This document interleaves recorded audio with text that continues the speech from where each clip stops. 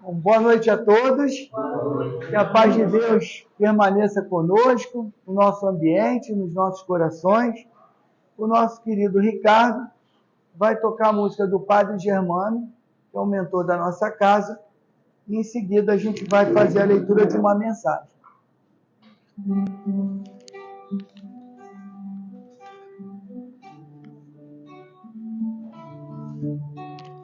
Padre Germano, olhai por nós, dai-nos a bênção do Senhor.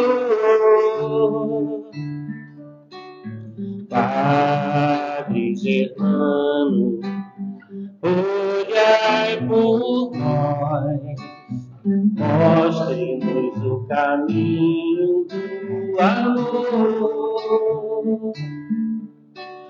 Espírito simples e superior,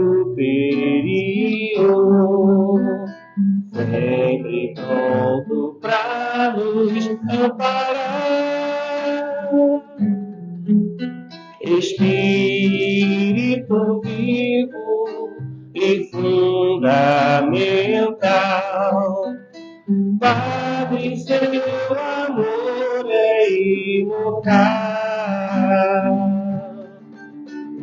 Nosso SEAB é uma dádiva de luz, de caridade, sempre em nome de Jesus. Padre Germano, nosso mentor, fonte de ternura e de amor. Padre Germano, nosso mentor, fonte de ternura e de amor.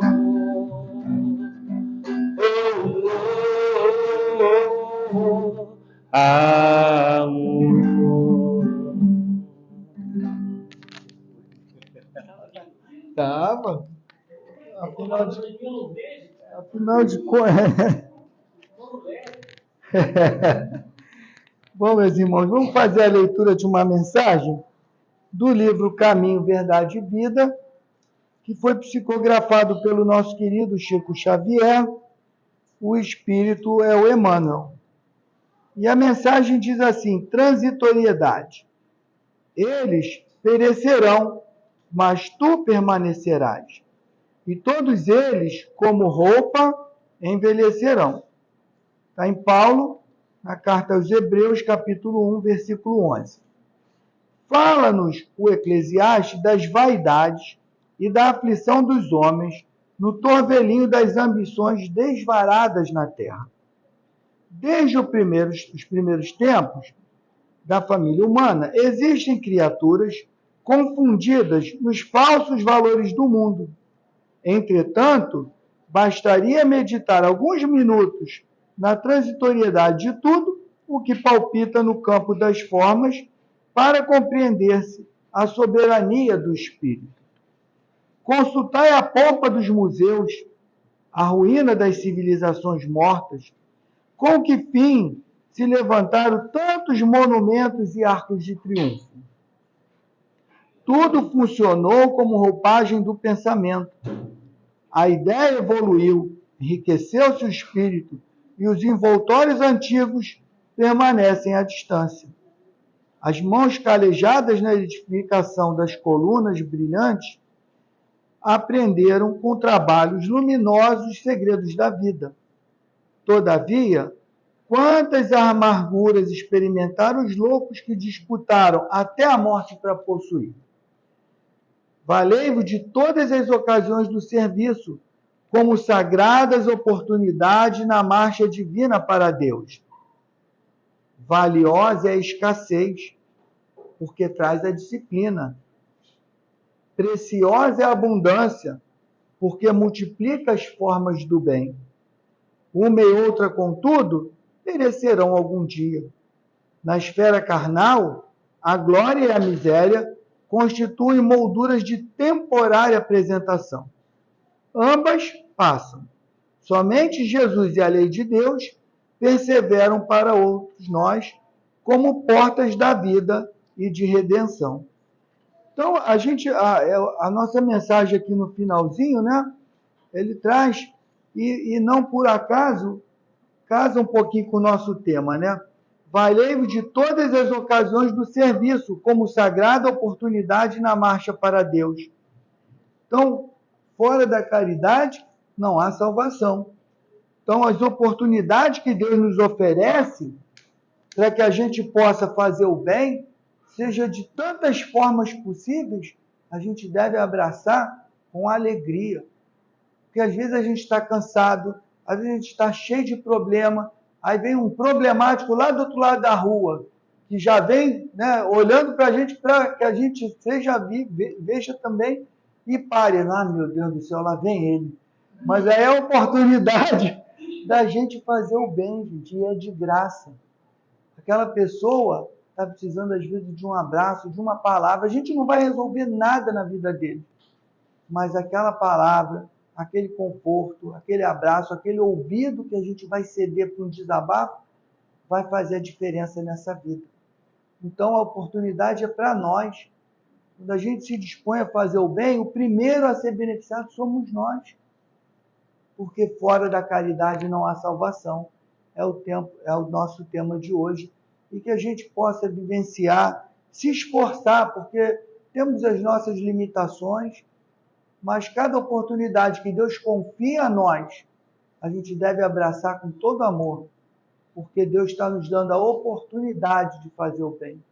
E todos nós somos capazes, temos potencialidade para fazer o bem. Somos mensageiros de Deus, cheios de imperfeição, mas somos mensageiros de Deus. Deus opera o milagre pelo homem, imperfeito mesmo. E é quando a gente está no sufoco, aparece uma pessoa da família, um amigo, oh meu Deus, ainda bem que você apareceu, não foi por acaso que ele apareceu ali, não. Deus colocou ali para nos socorrer naquele momento de aflição.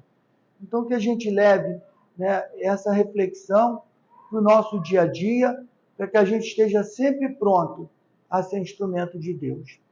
Vamos elevar agora o pensamento a Deus. Em primeiro lugar, a nossa gratidão a Deus, nosso Pai. Gratidão por mais um dia que superamos. Chegamos aqui à noite e Deus abriu essas portas para nos receber e para nos receber como um pronto socorro, porque somos muito mais enfermos da alma do que do corpo. E abriu essas portas para nos receber como uma grande escola, onde a gente vai refletir tantos ensinamentos que Jesus nos deixou e que a gente ainda tem grande dificuldade para poder vivenciar. Obrigado, Pai, por esse momento na Tua casa. Obrigado, Jesus, Mestre querido, por estar conosco. Obrigado, Padre Germano. Obrigado a toda a falange de trabalhadores espirituais dessa casa, que são mensageiros de Deus incansáveis. Eles não desistem de nós. Estão sempre ali do nosso lado, cuidando de cada um de nós, encarnados e desencarnados. Que Deus os ilumine, meus irmãos, cada vez mais. Pedir a espiritualidade amiga, que nesse momento de estudo possa envolver, possa inspirar, possa intuir o nosso querido irmão Marco, que fará o uso da palavra, para que ele traga a cada um de nós um pouco da reflexão que nós precisamos ainda. E assim, Pai, agradecidos, pedimos a permissão para dar por iniciada a reunião dessa noite. Graças a Deus, em nome de Deus nosso Pai, está iniciada a reunião e mais uma vez a nossa gratidão, nosso agradecimento ao nosso irmão que vem aqui dispor do seu tempo para trazer para nós um pouco da experiência e dos estudos para que a gente saia hoje melhor do que chegamos aqui. Vou levantar. Meus irmãos, boa noite. Boa noite. É um prazer estar de novo aqui depois de um ano, né? Um ano. Um ano e um mês. Tá. Mas, outra seara de trabalho. O tema de hoje é um tema que me incomoda. Por que me incomoda? O tema é livre. E eu fiquei mastigando o tema livre durante um mês. E toda hora que eu lia qualquer coisa, me jogava para a caridade. Eu falei, então estou precisando. E aí eu já tinha feito esse estudo outra vez. Eu não gostei do que eu tinha feito, porque cada dia que você lê, né, o Evangelho, ele se renova e a gente vai ficando mais experiente, mais calejado e vai vendo mais coisas e o estudo vai se transformando também. Então o tema de hoje é a nossa máxima do espiritista em geral, principalmente dos espíritas, que é fora da caridade não há salvação. Eu só não esqueci como passa. Da direita passa para frente, da esquerda volta. Então a gente pegar o significado, né? No sentido teológico da palavra, a caridade é qualidade moral, espiritual que leva ao amor a Deus e ao próximo. Isso está no dicionário. Também pode ser amor ao próximo, que consiste em ajudar os desvalidos. Pode ser ajuda ou donativo que se dá aos pobres, esmola. Pode ser compaixão em relação a alguém que se encontra em situação difícil, ou seja, a benevolência. E a gente vai pegar outra palavra que nos chama a atenção, que é a salvação, que é ato ou efeito de salvar-se, o salvamento, o que livra alguém de situação que oferece perigo, cumprimento formal, saudação, um salve, né? Passagem de uma situação decadente para a vitória, e em termos religiosos, a libertação do pecado que leva o fiel a obter a felicidade eterna. Isso aí vem da origem católica, é passado para os protestantes, né, os pentecostais, né? A gente também tem essa ligação nessa questão de sair do mundo de pecado para o mundo de beatitude. E vem a pergunta, fora da igreja não há salvação? Por que essa pergunta? Na época de Kardec, quando foi trazido para ele a codificação, isso era o que vigorava, né? Porque a gente vem de uma tradição católica onde o Papa Pio, em 1854, disse o seguinte, fora da Igreja Apostólica Romana, ninguém pode salvar-se. Entretanto, também é preciso ter por certo que aqueles que sofrem de ignorância da verdadeira religião, se aquela é invencível, não são eles ante os olhos de Deus, por isso se tem culpa alguma. Ou seja, aqueles que não tiveram acesso, né, à catequese, à Igreja Romana, não conheceram os padres que saíram pelas caravanas para evangelizar, esses estavam livres da perdição porque eles não tiveram chance de conhecer.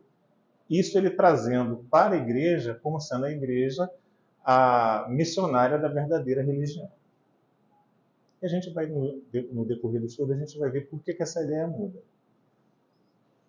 Porque a gente parte do princípio seguinte, que a caridade ela trabalha em dois aspectos, da benevolência e da beneficência. A beneficência é a parte mais fácil da caridade, que é o dar as coisas. Muitas vezes a gente está com alguém no trabalho, eu ganhei a roupa do meu tio, que emagreceu, fez bariátrica, está gordinho, tem lá 50 peças de roupa, 30 pernas, leva para o teu centro para doar? Ok, a roupa está nova, a gente vai aceitar. Essa é a doação mais fácil. Às vezes a pessoa não quer nem entregar, ela quer que você leve para ela. Aí o que a gente faz? Fala assim, puxa, mas tem como você ir comigo? Não, é bom que você vai conhecer as criancinhas remelentas, essas coisas e tal. Porque essa que é a caridade, é fazer a pessoa sair do seu ponto de inércia e ir com a gente. Mas a gente, pensando caridosamente, pode perceber que essa pessoa não está preparada para isso. Visitar um hospital, participar de um velório, ajudar num acamado. Então, dependendo o grau de adiantamento que essa pessoa esteja, ela não consegue lidar com essas situações. Então a gente pega a roupinha e entrega, fala, eu entreguei a roupa lá, mas da próxima vez você vai comigo. Então você começa a colocar na ideia da pessoa que ela pode ir também fazer. E o ato dela ir vai ser muito maior do que, por mais que ela dê um prédio inteiro para um centro espírita, para uma casa de caridade, para uma igreja, o ato dela ir vai valer mais. Porque isso é eterno.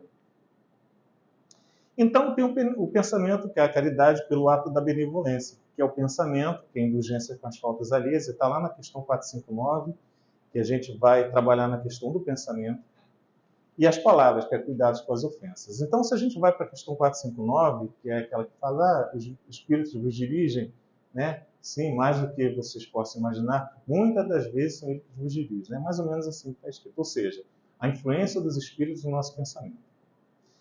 Por que essa segunda caridade é mais difícil? Porque ela não depende de fatores externos, ela depende só da gente. Então você está aqui sentado, daqui a pouco passa uma pessoa correndo lá, um barulho, uma moto com escapamento alto, você fala, infeliz, O camarada do camarão, na casa de Jesus, tem um sujeito que passa de manhã vendendo camarão. Na hora do estudo mediúnico.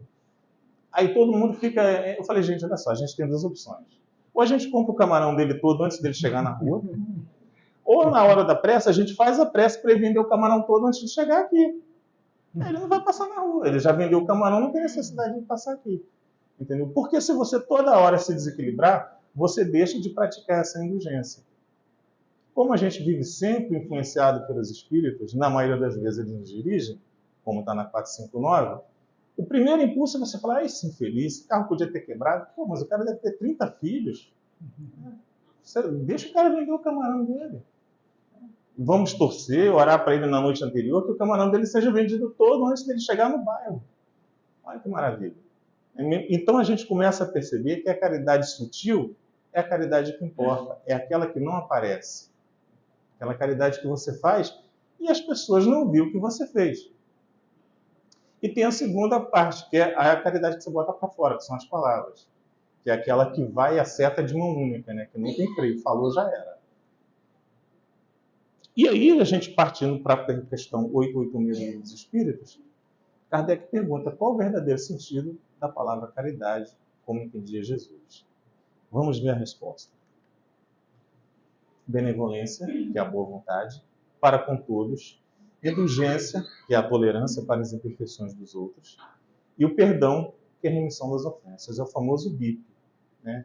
Ou seja, você tem que ter boa vontade para com os outros. Por mais que ele seja pecador, como eu também sou, por mais que ele esteja errado, uma frase que a gente não pode dizer, e aí a gente, como espírita, a gente já não consegue dizer tanto, mas a gente às vezes pensa, eu falo por mim, e esse aí não tem jeito. Por que não tem jeito, gente? A gente está olhando a casca. Hoje ele está ali com 16 anos, como eu conheci, já tendo matado 17 pessoas. Hoje, uma menina. Entendeu? Ela não tem jeito? Ela tem jeito. Talvez nessa encarnação ela não encontrou o jeito. Isso é outra história. Mas ela não é aquilo ali. Ela não é aquilo que está ali naquele corpo. Tanto é que não é naquele corpo que nas sessões que a gente faz, nos encontros, nas reuniões mediúnicas, quando há tratamento de alguém, uma das primeiras coisas que os espíritos falam é assim, está vendo aquela bonitinha? Ela não é isso que você está vendo, não. Ela matou, ela roubou, ela fez isso, aquilo, outro, porque nós fizemos isso. A gente apenas trocou de roupa para ter uma nova oportunidade. Então, falar que aquela pessoa não tem jeito, a gente está indo contra a nossa própria filosofia. Que é entender que aquela casca, sim, ela está amarrotada, aquela casca talvez não apresente as condições para ficar junto da sociedade, por isso que ela está detida, mas ela tem jeito. E para espanto nosso e da sociedade, às vezes ainda nesta própria encarnação, ela tem jeito. Porque só depende dela. E aí tem uma frase que está no Mundo Maior de André Luiz, e é o seguinte: a salvação é o contínuo trabalho de renovação e de aprimoramento. Então a salvação não é pegar você e tirar, colocar no céu, no paraíso, até porque a gente não vai dar salto. Eu peço licença a quem acredita, mas se a gente for olhar pela lógica, é difícil você levar isso consigo e crer que isso acontecerá. A gente acabou de pisar no barro. Se de repente a gente está na rua aqui, uma autoridade mundana, terrena, fala assim, olha só, vai lá em casa que você vai no café, vai comer, vai fazer... Você já pensa, cara, como é que eu vou na casa assim? Não tenho sapato direito, a minha calça não está legal, estou gordinho. Você fica todo constrangido, né? Você fica todo cheio de dedo para chegar. E Deus? Como é que você vai se apresentar diante de Deus assim, de uma hora para outra? Não vai. Um dia todos o veremos, é promessa, sentaremos, gozaremos, criaremos mundo com ele. Mas por enquanto, vamos dar o passinho. Vamos aprender a criar o planeta que nós já estamos, criar a ambiência favorável para que o planeta se renove, para que nós tenhamos uma transição mais saudável, para que nós tenhamos mais gente fazendo parte de um planeta que possa ser de regeneração. Ou seja, que a gente possa ter pensamentos caridosos a ponto de que esses que estão tendo as últimas oportunidades possam caminhar com a gente num próximo planeta. E aí, a gente traz aqui no capítulo 13, um depoimento da irmã Rosária, em Paris, de 1860. Ela diz o seguinte: amai, portanto, o vosso próximo. Amai-o como a vós mesmo, pois já sabeis agora e repelindo um desgraçado estareis, quiçá, afastando de vós um irmão, um pai, um amigo vosso de outrora, se assim for, de que desespero não vos sentireis presa ao reconhecê-lo no mundo dos espíritos. Então, para a gente que acredita e crê e vive a transcendência da alma de uma existência para outra, por que a gente vai cometer um ato de injustiça, de ignorância, de falta de caridade com aquele que nos pede auxílio? Pode não ter sido um irmão meu, pode não ter sido um parente meu, mas pode ter sido alguém da minha convivência. Pode vir a ser alguém da minha convivência. Esse pensamento passa muito pela cabeça da gente quando a gente vai fazer visita. Ah, você vai no hospital de novo, ver o pessoal que está lá, o pessoal... Cara, é melhor eu ir agora do que eu depender que alguém vai e a pessoa não ir. É privilégio para mim poder ir lá. Então, quando você diz que a caridade é uma coisa que qualquer um pode fazer, é a caridade moral. Qualquer um pode. Não tem ninguém que não possa cometer um ato de caridade. Mas atenção, não tem ninguém que não possa cometer um ato de maldade também. A gente está suscetível. É uma balança que a gente vai prender para o lado que a gente dá oportunidade. São aqueles dois lobos que caminham dentro de nós. Quem vamos alimentar? No capítulo 11, no item 1 do Evangelho segundo o Espiritismo, tem uma... Até que eu lembrei aqui. Os fariseus, tendo sabido que ele tapara a boca dos saduceus, com a discussão entre Jesus e os saduceus, reuniram-se. E um deles, que era doutor da lei, para tentar, propôs a seguinte questão: Mestre, qual o mandamento maior da lei? Pegadinha para Jesus. E Jesus responde: Amarás o Senhor teu Deus de todo o teu coração, de toda a tua alma, de todo o teu espírito. Este, o maior e o primeiro mandamento. E aqui tendes o segundo, semelhante a esse: amarás o teu próximo como a ti mesmo. Toda a lei e os profetas se acham contidos nesses dois mandamentos. Está lá em Mateus 22, 34 até o 40. Desdobrando isso aí, amarás o Senhor teu Deus de todo o coração, de toda a tua alma, de todo o espírito. E o segundo, semelhante a ti mesmo: amarás o teu próximo como a ti mesmo. A gente vai dividir na vírgula. Amarás o teu próximo. Tem uma condicional, como a ti mesmo.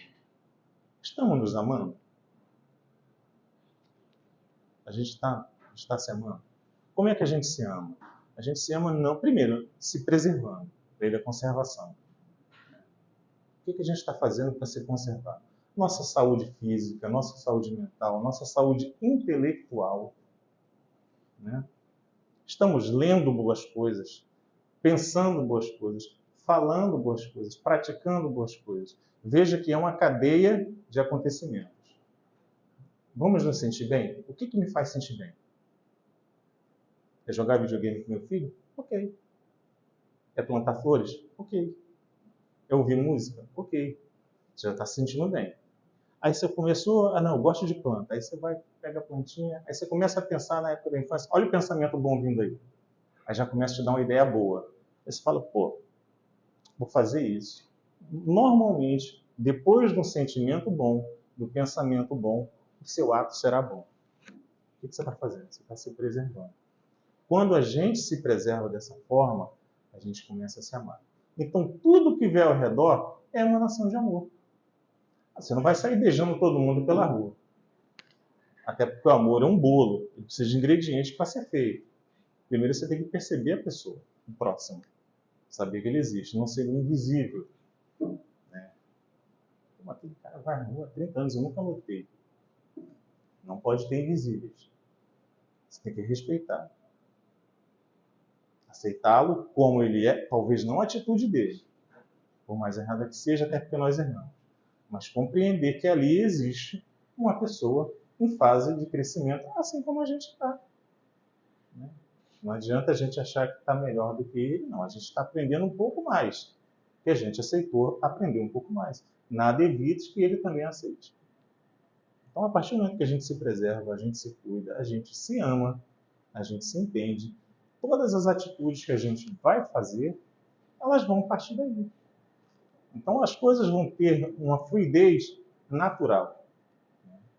Então, como você vai fazer pensamentos caridosos contigo, poxa, se eu sei que eu tenho uma determinada dificuldade com bebida, com determinadas músicas, determinado ambiente, sou uma pessoa irada, sou uma pessoa explosiva, Para que eu vou num jogo de time de futebol na casa de uma pessoa que não torce meu time? Para me aborrecer. Né? Para que eu vou discutir religião com alguém que é fanático tanto quanto eu? Para me aborrecer.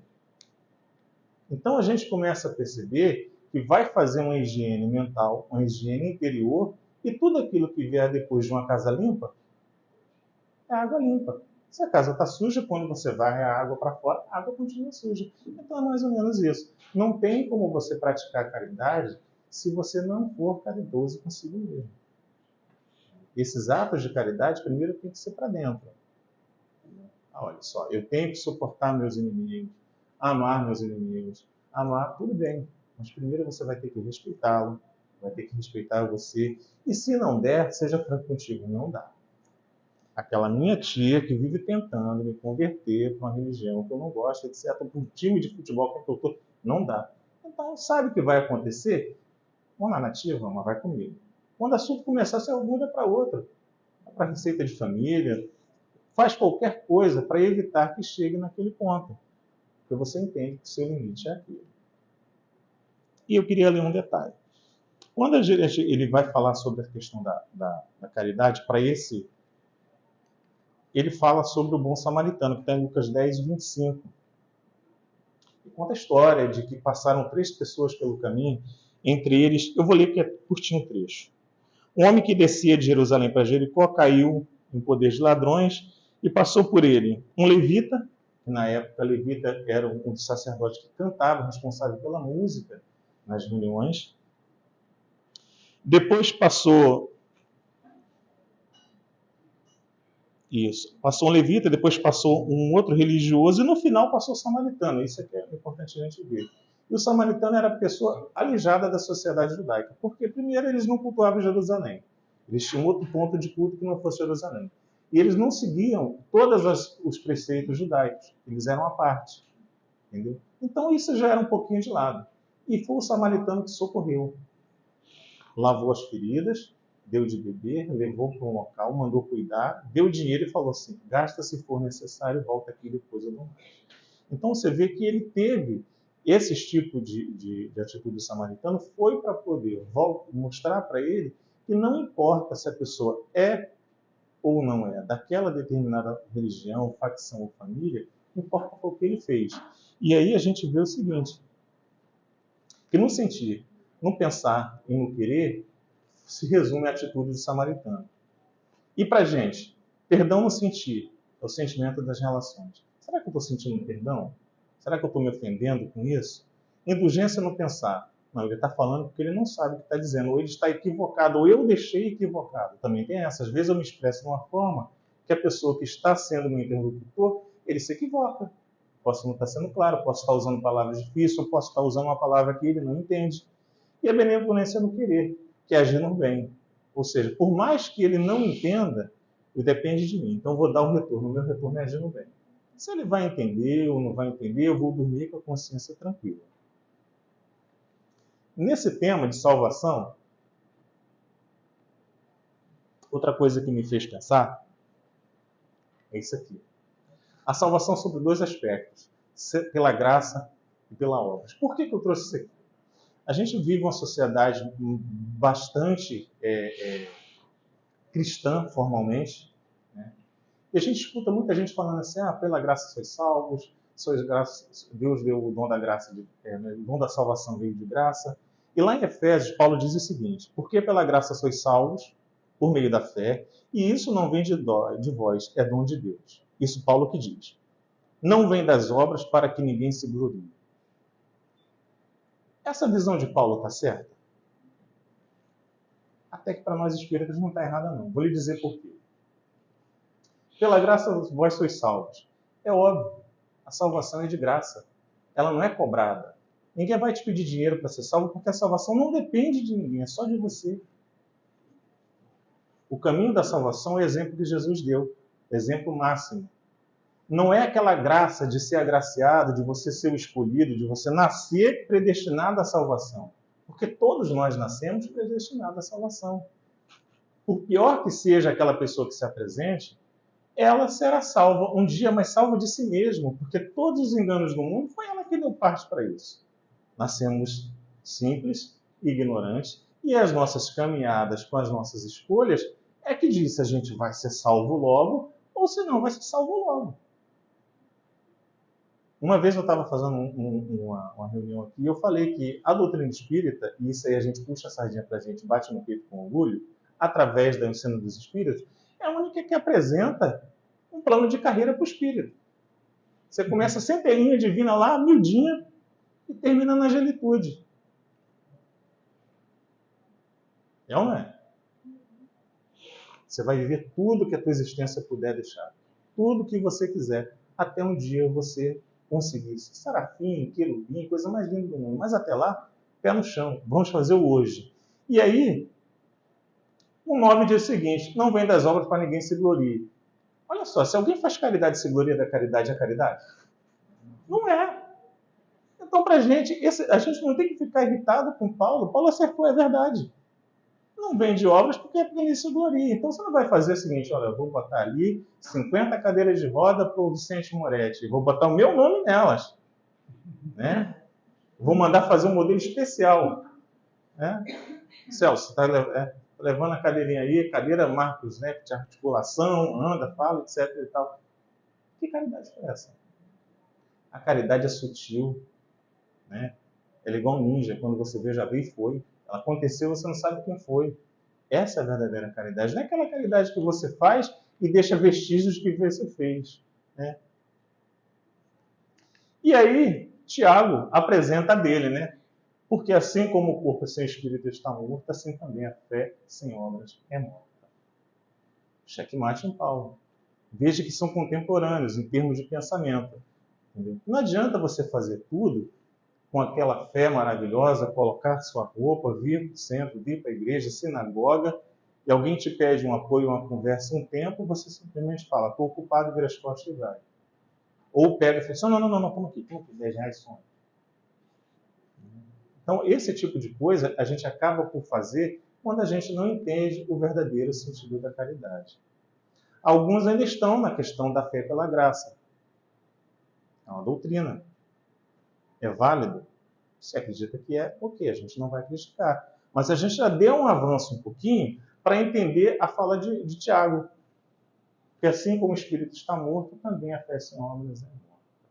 Não adianta a gente crer se a gente não fizer por colocar a fé em movimento através do trabalho. E o trabalho primordial para o espírita é a caridade.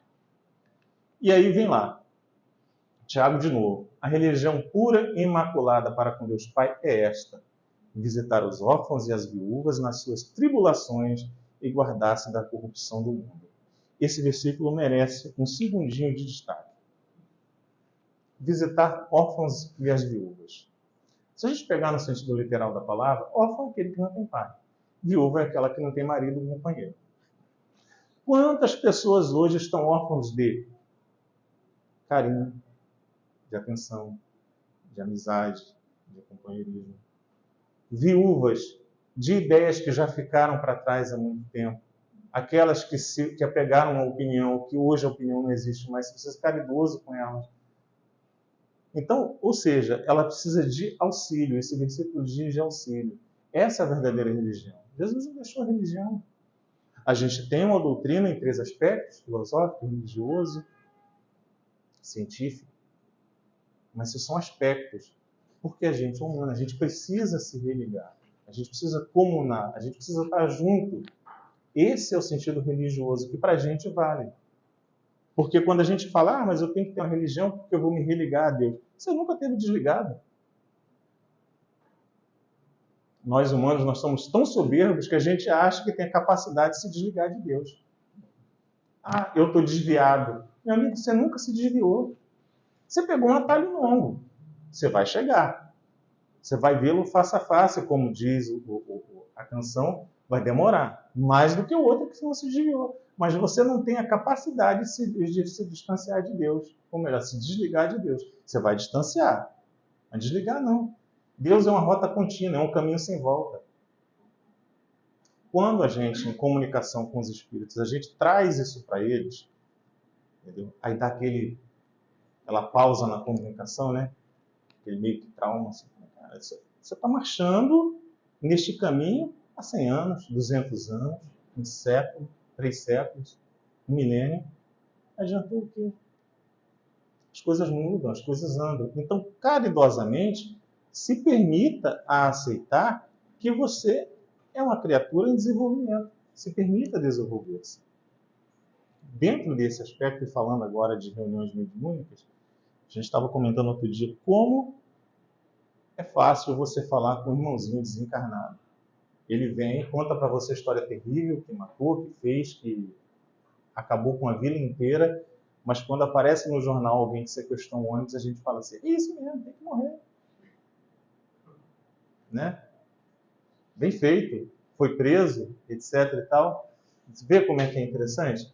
É tudo espírito. A diferença é que um desencarnou e o outro está encarnado. Mas aí a gente não vigia pela influência dos nossos amigos espirituais. Eu digo amigos porque eles acham que não são, mas são. Todos nós somos amigos nessa grande jornada. A gente já acaba falando assim, tem razão. Tem mais que ser preso. Merece 50 anos, merece 100 anos. Quem sou eu para dizer que alguém merece ou eu deixo de merecer? Entendeu? Então a gente começa a perceber que a caridade ela vai trabalhar primeiro dentro da gente, nas sutilezas. Né? Os atos de verdadeira caridade, eles são feitos a conta-gotas. A grande caridade, que é a caridade material, a gente faz porque fica até constrangido não fazer. Né? Você chega aqui com um carro importado de 500 mil reais, aí você vê que de repente parou o data show. Aí escuta alguém falando, poxa, mas esse mês vou comprar um data show, são mais 3 mil reais.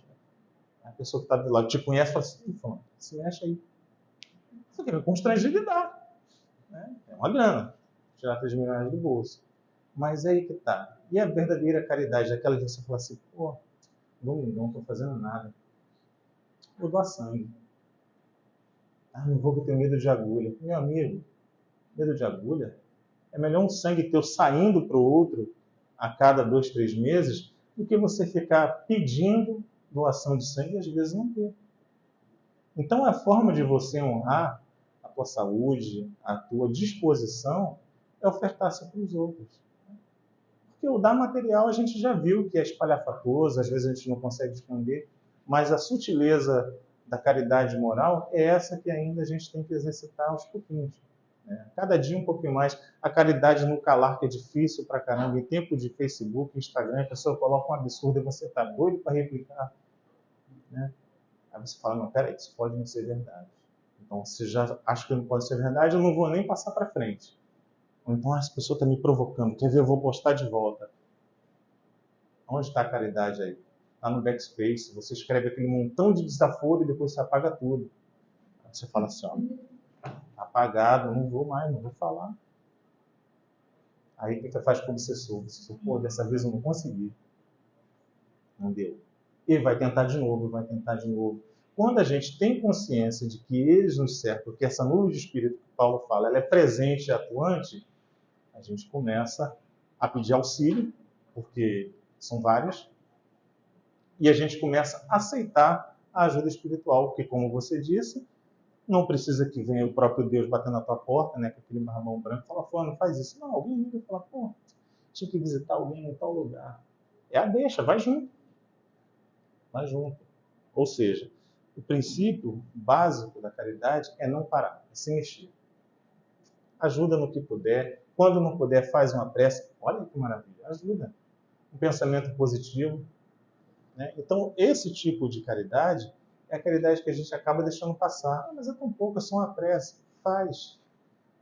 Outra coisa que a gente tem que parar de fazer. Eu vou orar por você. Amigo, se você falar que vai orar, para tudo, igual João Kleber. Para. Faz a prece, 30 segundos. Já foi. Porque às vezes você bota a mãozinha, eu vou orar por você, e tu esquece. Aí a mãe chama, o cachorro late, o gato mia, a ração cai, aí você vai esquecer. É normal. Não fica moendo de culpa. Mas, vou orar por você? Para um pouquinho, faz a prece, meu Deus, ajuda essa pessoa que está precisando, me ajuda também, graças a Deus. Pronto. Porque as pessoas estão contando, as pessoas estão sedentas. São os órfãos e as viúvas de hoje. Né? São órfãos de apoio, órfãos de auxílio, órfãos morais. Então, se a gente pode e entende isso, e a doutrina espírita nos dá essa facilidade de compreender, a gente puder estar disponível para ajudar, é bom. E aí a pessoa saber, pô, eu orei por você. Pô, no dia você não pediu oração? Eu falei por você. Então é isso. Esse é o princípio básico da nossa caridade, estar disponível. Não deixar passar oportunidade, porque todo dia a oportunidade de ser caridoso com o outro e com nós mesmos acontece. Senão, a salvação não seria graça divina. É a graça divina. Onde está a graça? A gratitude disso tudo. É estar disponível. Todo momento virão provações, virão momentos, ocasiões da gente se testar, se experimentar. E o maior local para isso é onde? Dentro de casa. É na pia molhada, na tampa do vaso, no copo sujo. Né? É isso aí. Por isso que Deus fez família. Não foi para outra coisa. É um lugar, um campo fértil para provação e para demonstrar caridade. Que Deus nos abençoe. Muito obrigado. Bom, meu irmão, nós que agradecemos. Né? Como a gente ainda precisa melhorar, né? Mas Deus é paciente com todos nós. Vai dar sempre oportunidade. É a graça.